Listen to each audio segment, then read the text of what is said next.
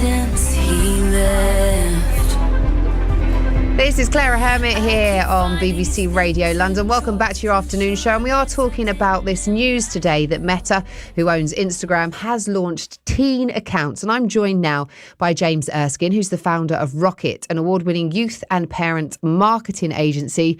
James, what do you think about all of this? We deal with Instagram on a daily basis on behalf of brands and clients. And one of the things, obviously, I would say this, we take pride in is dealing with everything in a safe and responsible way. But it's about time. I'm also the parent of a 12-year-old, and probably I shouldn't do this, but I'll out him. He's 12 and he's on Instagram, and he shouldn't be. You have to be 13. Right. And so it is happening, and I think all parents know it is happening.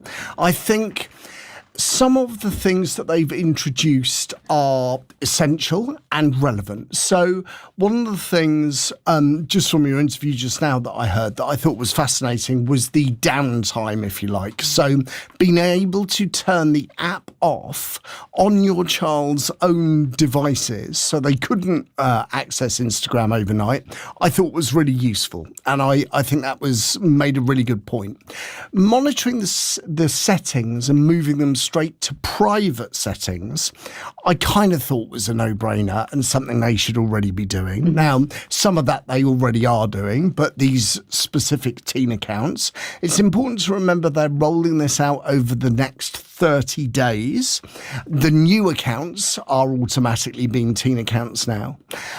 So broadly, I think it's responsible of them. I have some cynicism as to why they're doing it now. Go on then, hit us.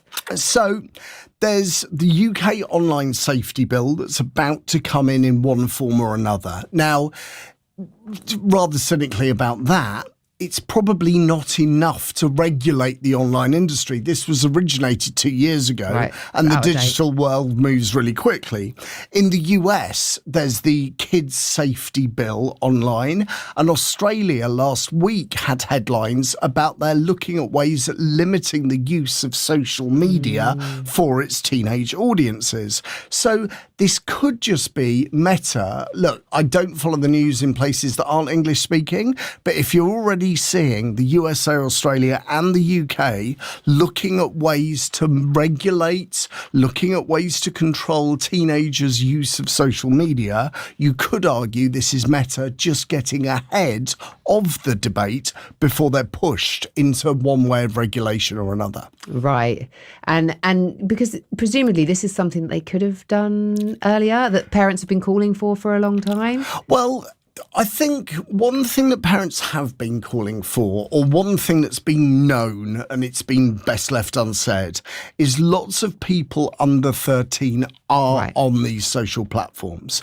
Now, how they're on the social platforms is a different debate. On YouTube, you can view videos. You just can't view all videos until you log in. And with YouTube, you have YouTube Kids. On TikTok, most people can view TikTok links. But again, in order to view multiple links, you have to log in and have an account.